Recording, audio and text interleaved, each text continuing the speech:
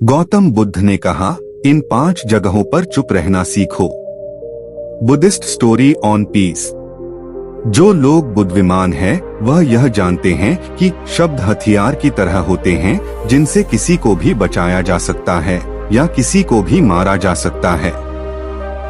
अब आप सोच रहे होंगे कि शब्दों से किसी को मारा कैसे जा सकता है। तो जरा सोचिए, ज्यादातर आत्महत्याओं के पीछे किसका कारण होता है? किसी के पति ने कुछ कहा, किसी के पिता ने कुछ कहा और उन लोगों ने आत्महत्या कर ली। ये आत्महत्या किसके कारण हुई? वो पीड़ित के मन को इतना दुखी कर गए कि उसके मन से वो दुख सहना और ज्यादा बर्दाश्त करना नामुमकिन हो गया और इसी वजह से उन्होंने आत्महत्या कर ली। ऐसे ही आपके शब्द किसी को नया जीवन प्रदान कर सकते हैं। जब कोई आदमी उदास होता है या दुखी होता है, तो आपके शब्द उसमें एक नया जोश, एक नया उत्साह भर सकते हैं और एक हारा हुआ आदमी अपने जीवन में एक नई शुरुआत कर सकता है। सिर्फ शब्दों के माध्यम से, हमारी वाणी के माध्यम से, तो अब तक आप ये तो समझ ही गए होंगे कि हमारे शब्द हमारे जीवन को किस तरह निर्धारित करते हैं, शब्दों में कितनी ताकत होती है और किसी से बात करते वक्त हमें कितनी सावधानी से अपने शब्द सुनने चाहिए। आज की जो बौद्ध कहानी में आपको सुनाने वाला हूँ, उसमें आपको सीधे सीधे तौर पर कुछ ऐसे तरीके पता चलेंगे, कुछ ऐसी परिस्थितियाँ पता चलेंगी जहाँ पे आपको हमेशा चुप रहना चाहिए। कुछ परिस्थितियों में अगर आप कुछ नहीं बोलेंगे तो वही आपके लिए सबसे ज्यादा बेहतर होगा। इससे पहले कि आप इस कहानी में खो जाएं, इस चैनल को सब्सक्राइब जरूर कर लें। तो चलिए कहानी शुरू करते हैं। एक बार की बात है, एक युवा लड़का एक बार एक बौद्ध भिक्षु के पास पहुंचा। वो काफी परेशान लग रहा था और उसने बौद्ध भिक्षु से जाकर पूछा, हे महात्मा, मैं अपने आप परेशान हूँ, अपने आप से दुखी हूँ, बाहरी रूप से मुझे कोई दुख नहीं है। मैं धन-धान्य संपन्न हूँ, मुझे कोई शारीरिक रोग भी नहीं है, लेकिन मैं खुद से परेशान रहता हूँ, अपने मन से परेशान रहता हूँ। अक्सर मेरी बातों को मेरा कोई भी दोस्त गंभीरता से नहीं लेता है और न ही मेरे परिवार के लोग मेरी किसी बात को गंभीरता से लेते हैं। मैं जो कुछ भी सलाह देता हूँ या तो वह उसे मजाक में उड़ा देते हैं या फिर उसे गंभीरता से लेते ही नहीं हैं। मेरी बातों को कोई गंभीरता से क्यों नहीं लेता है? क्यों मेरी बातों पर कोई अमल नहीं करता? क्यों मेरी बातों में कोई रुचि नहीं दिखाता? क्या कारण है? कृपया मुझे बताने का कष्ट करें और मेरे मन के इस दुख को दूर करें। यह सुनकर बौद्ध भिक्षु ने कहा कि आज सुबह मैं चालित ध्यान करके वापस आ रहा था। रास्ते में कुछ कौवे काव काव कर रहे थे और वहीं पर जब मैं चलता हुआ कुछ दूर आया तो मुझे एक मोर की मधुर आवाज सुनाई दी। ये सुनकर अचानक मेरे मन में ख्याल आया कि कौवे कितना काव काव करते हैं, कितना बोलते रहते हैं, लेकिन कोई भी प्राणी कौवे की आवाज को पसंद नहीं करता। मोर हमेशा सही परिस्थिति के हिसाब से बोलता है। जब भी बारिश होने वाली होती है और बादल गरजते हैं और बारिश होने की आशंका होती है, ऐसे में मोर अपनी मधुर आवाज में गाता है, जो सभी को प्रिय होता है, सभी को अच्छा लगता है।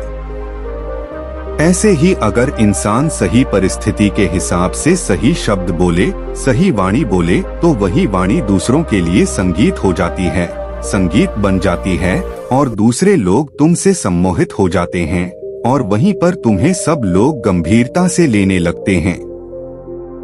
और दूसरी तरफ अगर तुम यूं ही बेफिजूल ऐसे ही बोलते रहते हो, बिना किसी बात के बोले चले जाते हो, तो फिर तुम्हें कोई गंभीरता से नहीं लेता।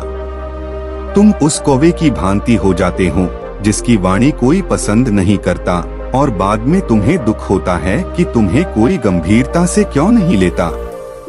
इसीलिए अपने शब्दों को बेहद बुद्धिमानी के साथ इस्तेमाल करना सीखो।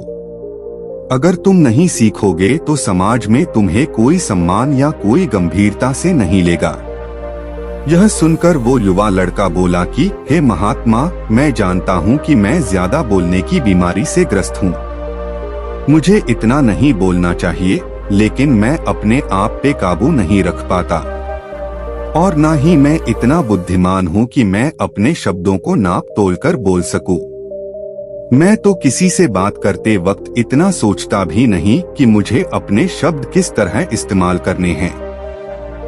कृपया करके कुछ ऐसी परिस्थितियां बता दीजिए जहां पर मुझे कम बोलना है या फिर बोलना ही नहीं है। हमेशा चुप रहना है। अगर आप मेरा ऐसे मार्गदर्शन कर सकते हैं तो मेरा जीवन आसान हो जाएगा और मुझे ज्यादा दिमाग या अपनी बुद्धि लगाने की भी जरूरत नहीं पड़ेगी। यह सुनकर बौद्ध भिक्षु ने मुस्कुराते हुए कहा कि बेटा, वैसे तो इंसान को हर परिस्थिति में सोच समझकर ही बोलना चाहिए, लेकिन अगर वो हमेशा होश में नहीं रह पाता है, ध्यान में नहीं रह पाता है, तो मैं तुम्हारे दैनिक जीवन की कुछ ऐसी परिस्थितियां बता रहा हूं जहां पर तुम्हें हमेशा चुप रहना है। अगर तुम ऐसी जगहों पर कुछ बोलोगे तो तुम्हारा अपमान ही होगा या फिर तुम्हें कोई गंभीरता से नहीं लेगा। सबसे पहली जगह है, या यूं कहे ऐसी परिस्थिति जहां पर इंसान को हमेशा चुप रहना चाहिए, वो है जब किसी ऐसे विषय के बारे में बातचीत हो रही हो जिसके बारे में आपको कोई जानकारी ही नहीं है। तो ऐसी परिस्थिति में व्यर्थ में बीच में टांग अड़ाना, अपना ज्ञान देना, व्यर्थ का ज्ञान, आपको कुछ पता नहीं है लेकिन फिर भी आप अपना ज्ञान देने के लिए उत्सुक हैं, तो ऐसी जगह पर आपका अपमान ही होगा।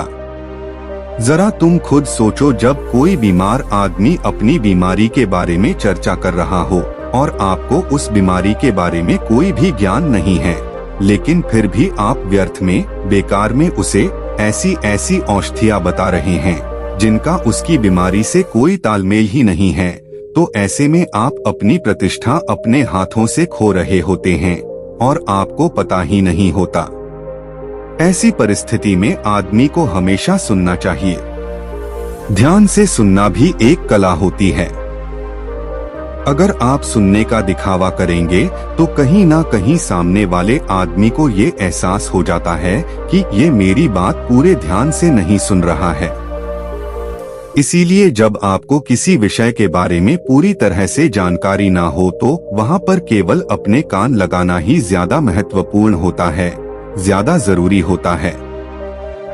आप उस इंसान की बातें ध्यान से सुन सकते हैं और इसी बीच आप दोनों के बीच एक संबंध पैदा होगा और उस संबंध में सच्चाई होगी, क्योंकि आपने उसके बात को बड़े ही ध्यान से सुनी है और इस बात का पता सामने वाले को भी होता है। तो हम बिना कुछ बोले सिर्फ सुनने मात्र से किसी अपना मित्र बना सकते हैं। इस बात को हमेशा ध्यान में रखना। दूसरी जगह जहां इंसान को हमेशा चुप रहना चाहिए वो है खाना खाते वक्त। खाना इंसान को हमेशा चुप रहकर खाना चाहिए, मौन रहकर खाना चाहिए। महात्मा बुद्ध और उनके भिक्षु हमेशा चुप रहकर भोजन करते हैं, शांत भाव से भोजन करते हैं, परिपूर्ण होकर भोजन करते हैं, पूरी तरह से करते हैं, एक एक टुकड़े का स्वाद लेकर भोजन करते हैं। और ऐसा भोजन जब आपके शरीर में पहुंचता है तो वो आपके अंग अंग तक ऊर्जा पहुंचाता है। अक्सर हम भोजन करते वक्त कुछ ना कुछ बोलते रहते हैं, कुछ ना कुछ सुनते रहते हैं, लेकिन मौन रहकर पूरा स्वाद लेकर उस भोजन को कभी नहीं करते। हम उस भोजन को करते वक्त आधे अधूरे ही रहते हैं और इसीलिए हमारा शरीर रोगों से ग्रस्त हो जाता है। जरा तुम खुद सोचो, बौद्ध भिक्षु हमेशा भिक्षा लेकर भोजन करता है और भिक्षा भी कितनी बिल्कुल मामूली सी, और वो भी एक वक्त। तो एक वक्त भोजन करने के बाद भी वो इतने स्वस्थ रहते थे, इतने उत्साह, जोश और आनंद से भरे होते थे, और हम तो इतना खाना खाते हैं, इतनी सारी भोजन की सामग्री हमारे लिए उपलब्ध होती है, लेकिन हमारे शरीर में कोई ऊर्जा नहीं होती। इसका सबसे बड़ा कारण होता है कि हम अपना भोजन होश में नहीं करते हैं, परिपूर्ण होकर नहीं करते हैं, मौन रहकर नहीं करते हैं। इसीलिए अपना भोजन हमेशा मौन रहकर ही करो। तीसरी जगह जहाँ पर अगर आपने चुप रहना सीख लिया तो इसका मतलब यह है कि आपने अपने ऊपर विजय हासिल कर ली। जी हाँ, गुस्से में शांत रहना या चुप रहना इतना आसान नहीं होता है। अक्सर हम गुस्से से भरकर कुछ ऐसे शब्द या अपशब्द बोल जाते हैं जिसका पछतावा हमें हमेशा रहता है। लेकिन जुबान से निकला हुआ शब्द वापस नहीं हो सकता, उस शब्द को मिटाया भी नहीं जा सकता। अब वो जिंदगी भर हमारे दामन से जुड़ चुका है और वो गुस्से में बोला गया अपशब्द हमारे मन को समय समय पर बेचैन करता रहता है, दुखी करता रहता है। लेकिन गुस्से के वक्त चुप रहना सीखना भी एक बहुत बड़ी कला होती है। गुस्से में आदमी का अपने ऊपर काबू कहाँ रहता है, अपनी इंद्रियों को वश में कहाँ रख पाता है। इसीलिए इस कला को आप तभी सीख सकते हैं जब आप गुस्सा भी होश में रहकर कर पाए। जब भी आपको गुस्सा आए, आपके दिमाग में सिर्फ एक ही बात आए कि मुझे चुप रहना है, मुझे किसी से कुछ गाली गलौच नहीं करना, किसी को कोई अपशब्द नहीं बोलना। और जब ये विचार गुस्से के साथ जुड़ जाता है और धीरे धीरे ये आदत बन जाता है तो आप अपने गुस्से को भी काबू में करना सीख जाते हैं। जब भी कभी गुस्सा आए तो किसी को कुछ बोलने की बजाय कुछ शारीरिक व्यायाम करना शुरू कर दो। उछलना, भागना, दौड़ना, जिम करना, कुछ भी आप ऐसा व्यायाम कर सकते हो जिसमें आपका शरीर थक जाए। आप पाएंगे कि जब आपका शरीर थक जाता है तो आपका मन भी शांत हो जाता है। आपने उस गुस्से की ऊर्जा को एक सकारात्मक रूप दे दिया और यही बुद्धिमान व्यक्ति की पहचान होती है, जो दूसरों के तानों से भी अपना घर बना लेता है, अपनी कामयाबी के रास्ते निकाल लेता है। वही सच में बुद्धिमान आदमी है जो जहर को भी दवा बनाकर इस्तेमाल करना सीख जाए। वही असली बुद्धिमान होता है। चौथी जगह जहां आप चुप रहेंगे तो आपके लिए वही सबसे ज्यादा बेहतर होगा, वही आपको सम्मान दिलाएगा। चौथी जगह है जब चार लोग आपस में बैठकर बातें कर रहे हों। कोई बैठक कर रहे हो तो वहां पर जब चार लोग बात कर रहे होते हैं तो चारों लोग एक साथ तो बात कर नहीं सकते। एक बार में एक व्यक्ति बोलेगा और तीन सुनेंगे, तभी वो बैठक कामयाब हो पाएगी, तभी वो चर्चा सही रूप में आगे बढ़ पाएगी।